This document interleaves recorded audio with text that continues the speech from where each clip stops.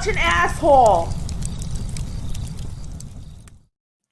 Taxes filed and completed, Cappy here. All you get to suffer that procrastination horror, that dread. I gotta do my taxes. Not me. Nope, I'm in the clear. Old Cappy is in the clear. Let me know how my audio is. I had a little bit of audio problems with Modern Life John the other day. And these Blue Yeti mics are very finicky and fickle.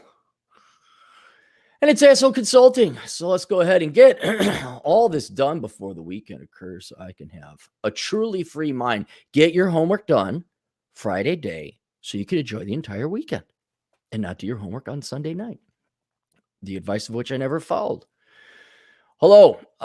This is from our French-Canadian agent in the field. I don't have to reread it. And he sent 3 separate requests, so he has one. This is his third and final request. Picking productive hobbies, coding, woodworking, and progressing them into side jobs. How do I do?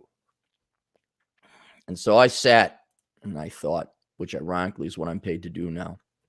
And keep in mind, here,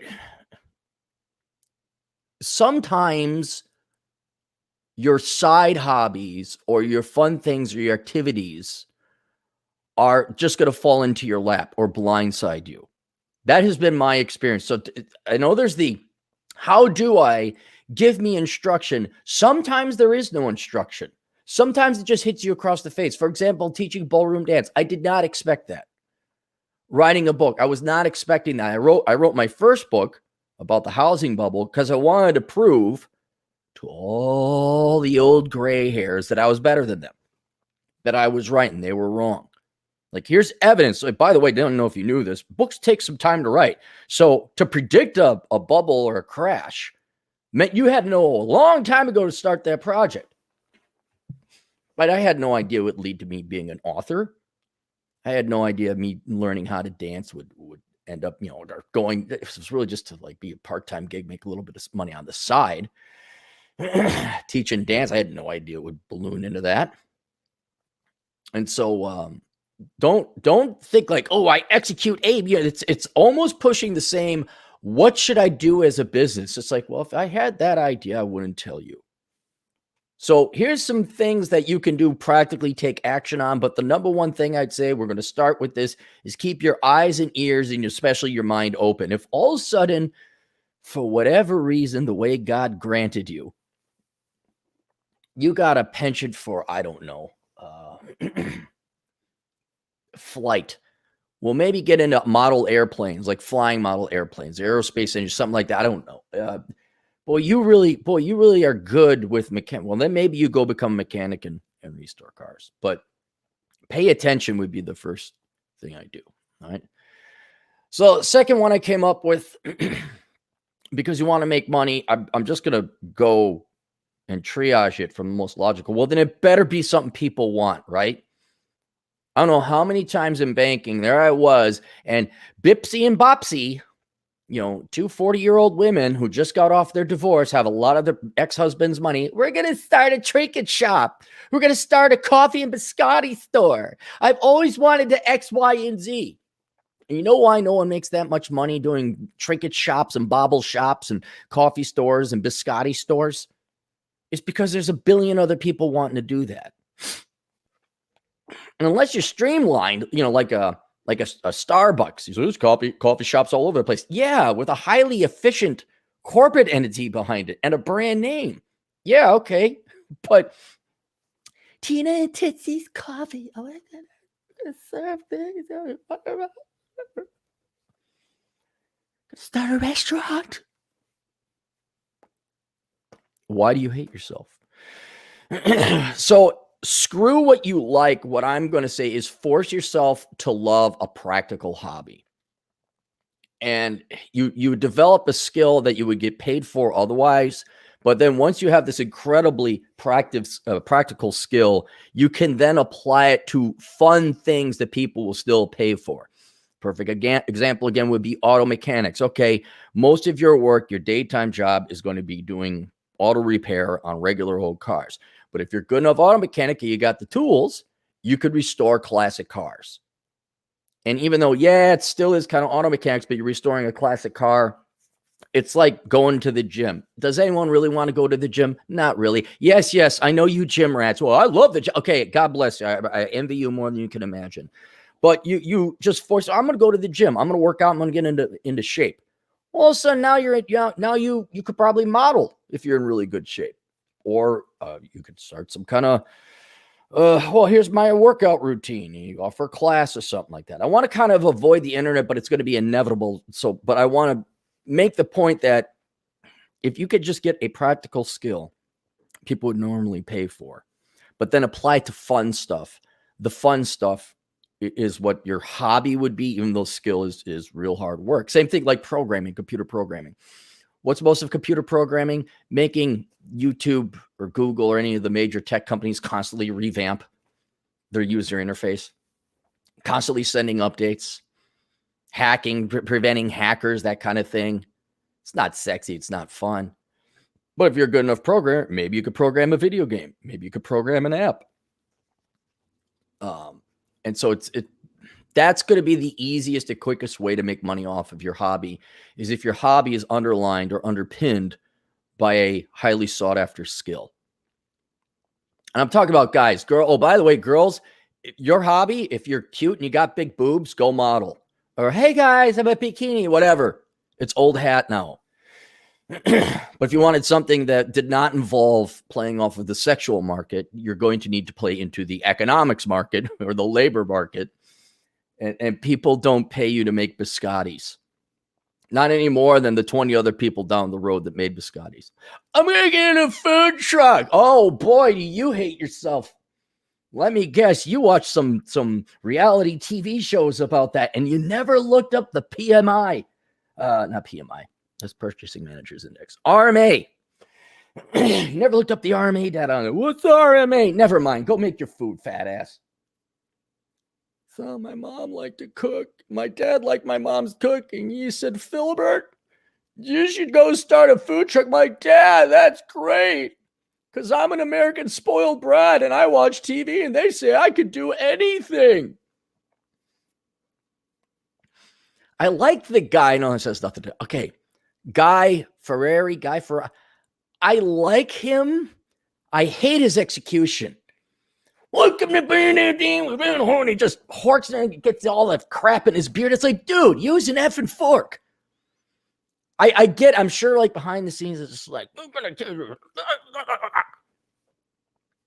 Did you not have plates or utensils where you grew up? I know. A love-hate relationship, I guess. So there you go. So that's one. All right. Here's another one. Take skills that are your hobby, but create lives with them. And you're saying, well, why? Well, here it's kind of, it's like your skills may not be nuclear engineer, but you may be a good writer. This is largely going to fall into content creation, or you could be a chemist. And what you do is you create lives. Like you have a hobby you like, a skill you like. I'm a writer, or I'm a singer, or you're a chemist. What do? Well, if you're a writer, you write songs about how big is beautiful. If you're a singer, you sing songs about women's empowerment. All right. And if you're a chemist, you create weight loss pills. This pill will work this time. Cha-ching, cha-ching, cha-ching, cha-ching. Okay. The point here is that you still get to do your hobby, but for ulterior and evil aims. But that's all right. They're not evil. These people want it. This is why I'm switching into Operation Evil. I don't particularly like writing. I'll be perfectly honest. It's tedious. It's boring. It gives me a headache. The reason I bang my books out so much is because I hate doing it. I want to get over as quickly as possible. It's like giving blood. But I like the money aspect of it. Won't lie to you there. And I haven't even started lying yet. I haven't even started Operation Evil yet. We're just in the research stage right now. But if you have a skill, that we could even say Matt Baldone is very much like this. Matt Baldone is by far the best guitar player I know. Of course, I don't know that many guitar players, but And I'm not an expert on guitar players, but I've seen that man play. Now, Matt Baldone is a classic American rock and roll guitar player. Does he play rock and roll guitar for money? Every once in a while, sure. He's on some gigs in some bands. But what does society want? Society wants to believe that Barry Gibb is still playing and alive. And so all the boomers will go to the Bee Gees show over in Vegas. They go on tour. There's huge demand. Now, does Matt want to play Staying Alive for the 9,228th time? No, but he'll do it because it is his hobby. Guitar playing is his passion. And so he's not really creating a live. He's just not getting to do exactly what he'd like to do with that skill. But that is taking your hobby and making money off of it. Where it's like, okay, I got the skill. In what way, what capacity, what could I produce with this skill that people are going to buy? And so another perfect example would be like, I'm a really great cook. I'm a really good healthy. Here's a perfect example. A perfect example. You are the world's best cook when it comes to preparing good, but above all else, healthy meals, like lower cholesterol, be carbless, whatever else. You're the foremost expert in this. Set up yourself a pizza shop off of the quadruple meat pizza and just sell people what they want. Take your skills, like, okay, they don't want healthy stuff, but I'm going to make the most tasty, unhealthy, bad stuff for you ever. And that's how you make your money. I'm a great chemist. I could create some health drinks. No, go create a new scotch. Take your skill and give people what they want, no matter how bad it might be for them. Another one. Okay, here we start to delve into the internet world. All right, if you get a hobby and you really I hate to use this word because it is so overused, but we're going to use it in the classical 1980s sense when it actually meant something. If you have a passion for something, you are truly passionate about it, then you must dedicate yourself to becoming one of, maybe not the, but one of the world's foremost experts in it. You must know everything about it. And then you go and you can produce content about it. It's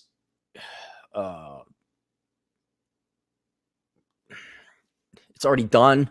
I mean, it's going to be like, oh, hey, I'm a mountain climber and here are my pictures on Instagram. But if you become one of the foremost experts on it, you'll be one of the lead thought people. You come up with new ideas, new observations. You'll be able to let people live vicariously through you, because not everyone either has the time, money, or dedication that you do. Maybe they really like hiking, but like me, I can't go above 10,000 feet much because I'm pretty worthless. But boy, I wouldn't mind watching a guy try and climb Mount Everest, or I'm going to do some of the Andes or something like that, or Mount McKinley. Like, oh, okay, how did you approach that? Oh, that's an interesting approach. I can appreciate that.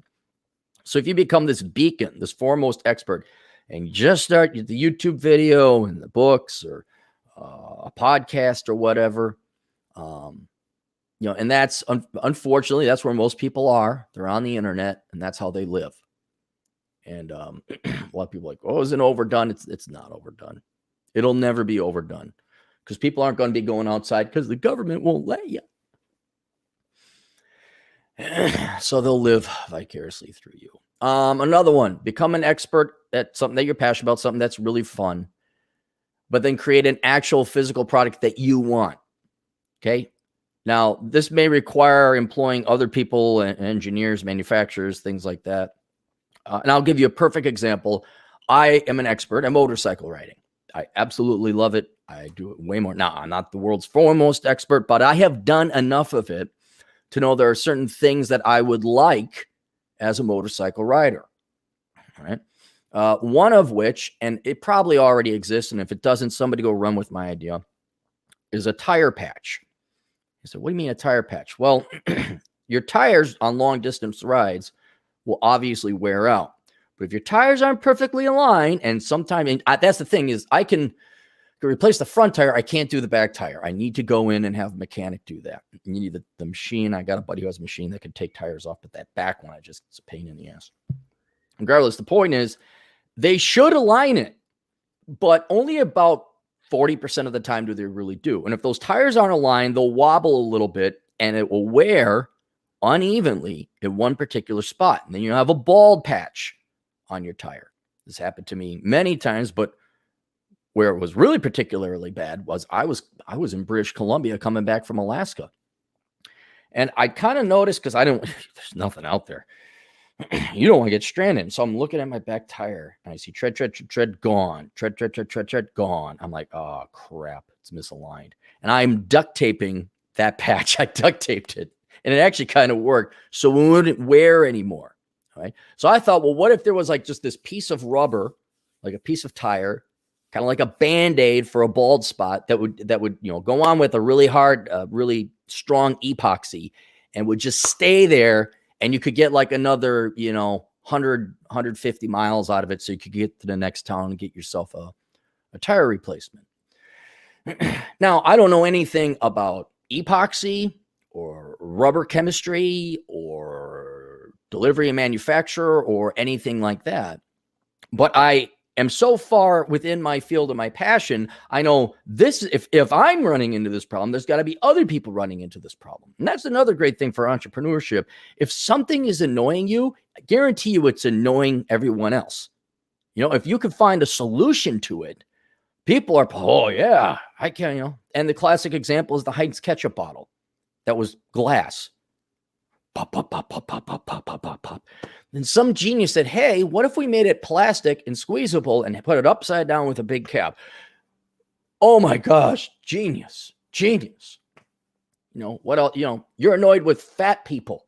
Hey, how about we make exercise mandatory for everybody? And then everyone's mandatorily exercise. There's the problem. Problem solved. People are no longer annoyed by fat, ugly people, which wouldn't work because it's not a lie and it hurts people's feelings.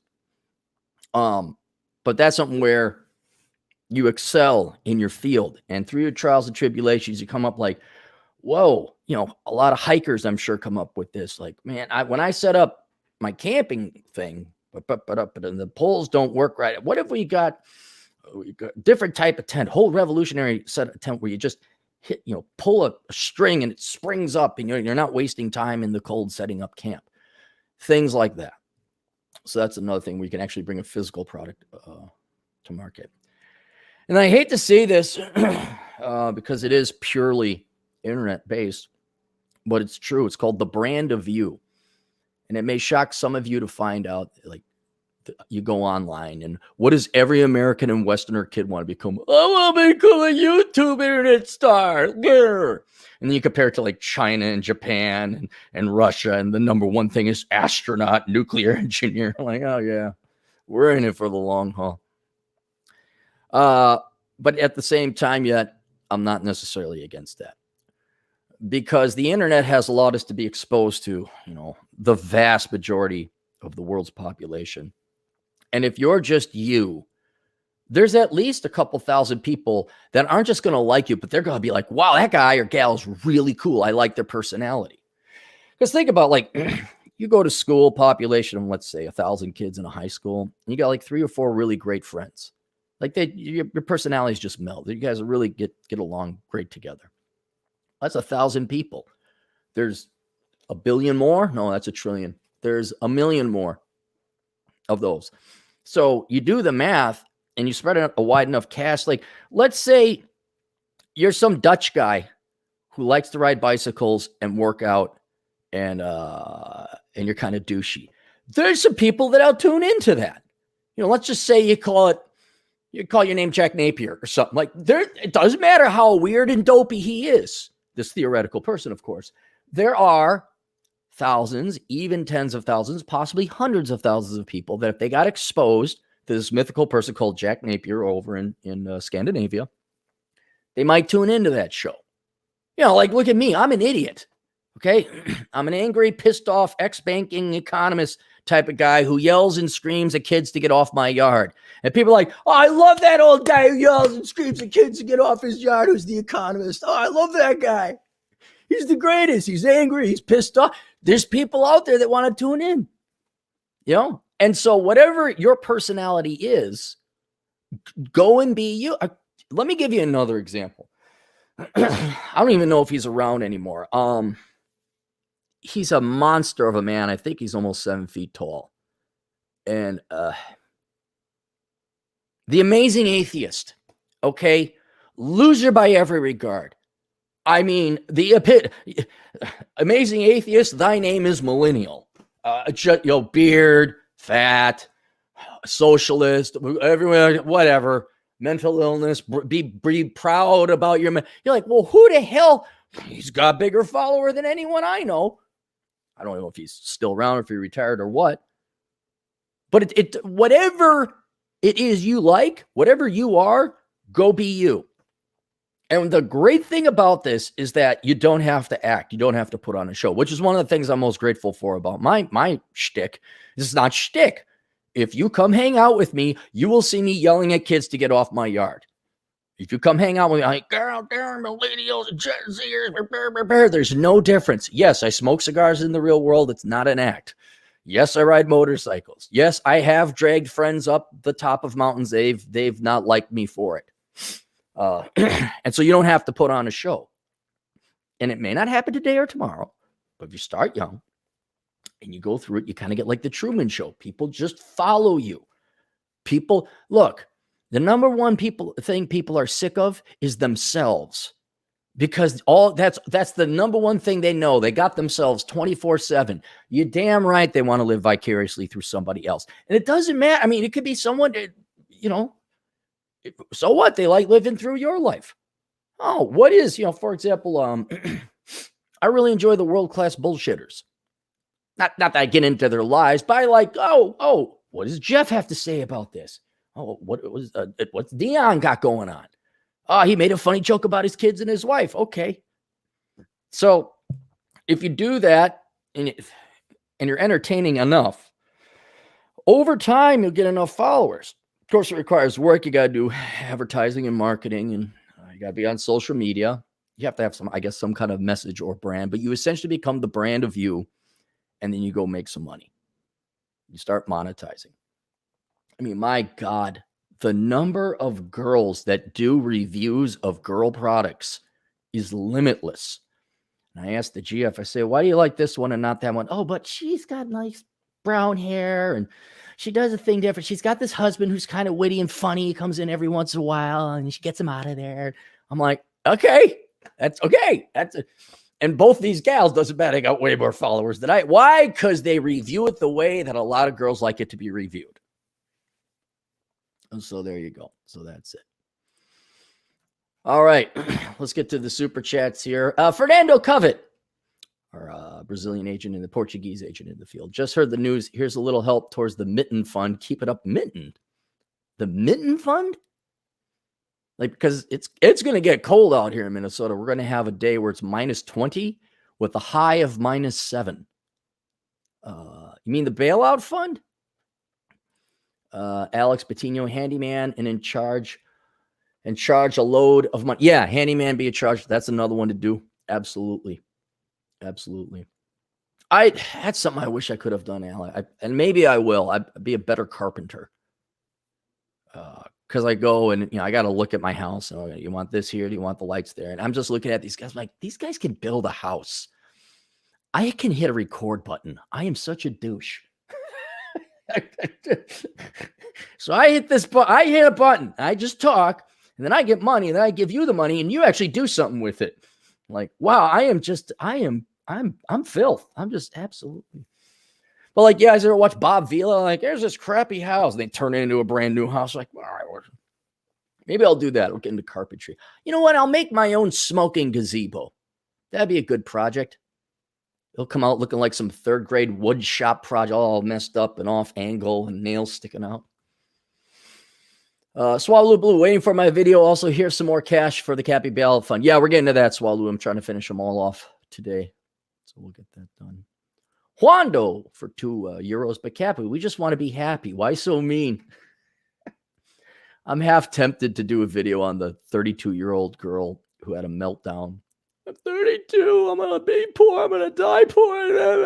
It's like, I have 2 bachelor's degrees. What are they in? You just wanted the free monies and the gimme that's okay. Nonstop Dre, $2. The only Cappy does is in Call of Duty. Oh, wow. That's deep. That's deep. That hurts. That hurts. Mexi Mike, $2. We're in an abusive relationship, but he gets me.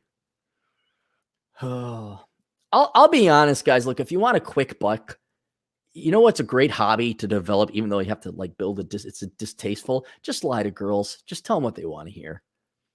Like it'd be so cool. Just write Harlequin romance novels. Nonstop trade, $2. Perfect example is a YouTube channel, Think Before You Sleep. Okay, we'll check that out. All right, more on the way. Hopefully get the Swallows request. We'll see you guys later. Toodles.